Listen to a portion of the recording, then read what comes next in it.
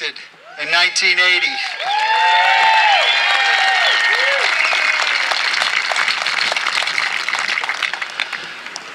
A lot of revisionist history written about the Reagan years.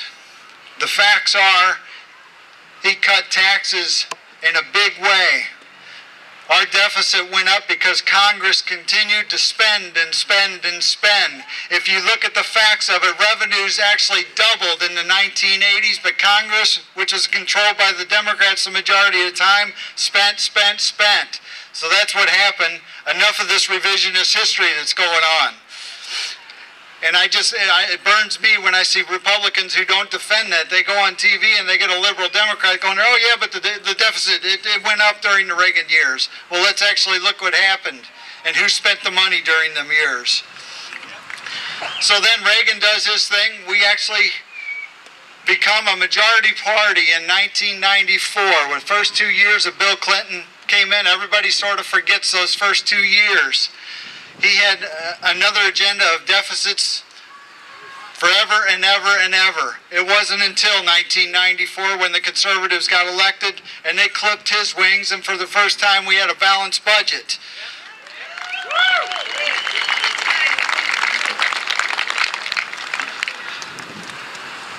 And then they decided, George Bush was elected. For whatever reason, they decided to walk away from fiscal responsibility. He comes in and they sign a prescription drug benefit. Another big entitlement.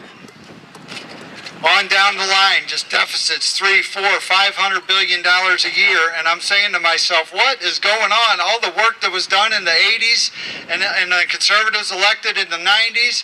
And here we finally get a president who says he's a fiscal conservative, and a Congress that claims to be fiscally conservative, and they completely walk away from it. In 2005, that's when I walked away from the Republican Party. I said, I've had enough. I'm not going to play those games anymore. Done with it. And that brings me to this. We have a Senate seat here in Missouri. Congressman Blunt. He's been anointed by the GOP as the one that's going to take this seat and run against Robin Carnahan. I am not speaking for the Tea Party movement.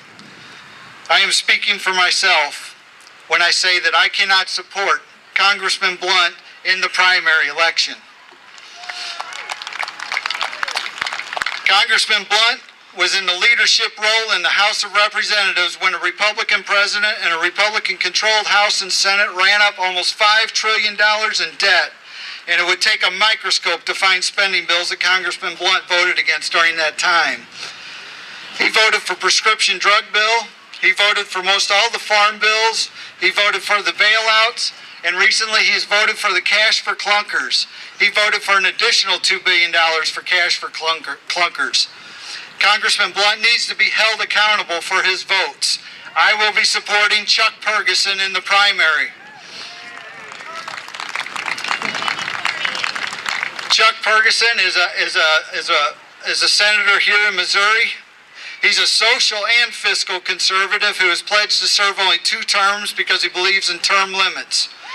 And I can hear the Republicans right now, but you don't understand. Congressman Blunt has the best chance to beat Robin Carnahan. I reject that argument. I believe people are tired of the same old names running this country. They're tired of the Blunts, the Carnahans, the Kennedys. This is not a monarchy in this country. And I would also say that kind of thinking got us John McCain as a presidential candidate, put Barack Obama in the White House, and Nancy Pelosi in the Speaker's chair. How did that work out for you? So as a conservative, I will vote for the person that I think represents my political views, period. Now, I'm not saying that I will not vote for Congressman Blunt whenever it's in the primary or in the regular election against Robin Carnahan. Absolutely, I would. But if the Tea Party's going to make a move, now is the time to do it, the primaries. Once the primaries are over, we usually have just 2 choices, and that's where we can make our move to get more conservative candidates running. So that's my thoughts about that.